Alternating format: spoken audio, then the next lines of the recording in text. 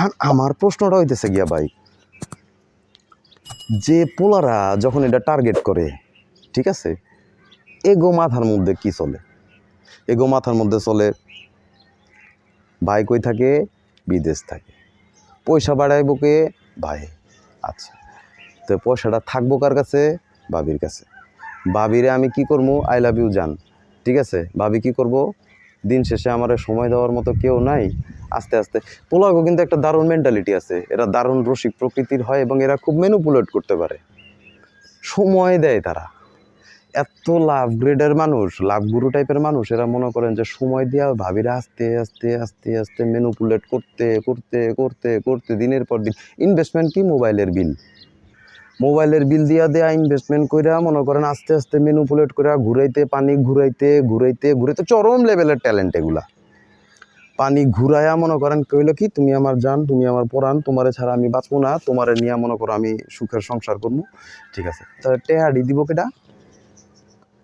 বেগুনটা যে পুরাইতেছ চুলা ঢাকার, ঠিক আছে, কার হাড়িতে তুই চুলা বেগুনটা পুরাইতেছ?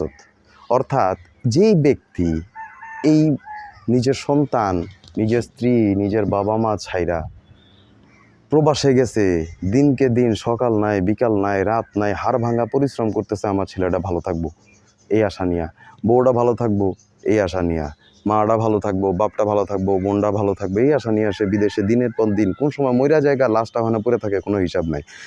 এই দিকে কিন্তু একটা ফোঁটা দৃষ্টিপাত করতেছেন না কেন?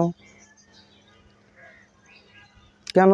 আপনার দরকার হচ্ছে সময়। আচ্ছা, আমগো মানুষের কিন্তু একটা দারুণ একটা সাইকোলজি কাজ করে। দারুণ সাইকোলজিটা কি?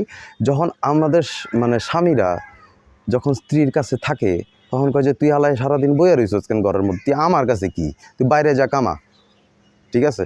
আচ্ছা, ওই স্বামী যখন বাইর হয় কামাইতে যায়, দিনকে রাত, রাতকে দিন করে যখন কামাইতে যায়, তখন আবার কয় কি, তুমি খালি কামাও, ঠিক আছে, আমারে আর তোমার সময় দেওয়া লাগতো না। এটা তো মহা সমস্যা, এটা তো শাখের করা সমস্যাটা এই জায়গায় না। সমস্যাটা হইতেছে ভাই, পয়সাটা যেরকম জরুরি আছে, ঠিক আপনার সঙ্গটাও জরুরি আছে। অর্থাৎ আপনাকে আপনার টাইম ব্যালেন্সিংটা করতে হবে, ফ্যামিলির সময়কে ফ্যামিলিকে দিতে হবে, ঠিক আছে, আপনার উপার্জনের সময়কে উপার্জনে দিতে হবে। আপনি একদিকে যদি বেশি চলে যান আর একদিকে খালি হয়ে যাবে।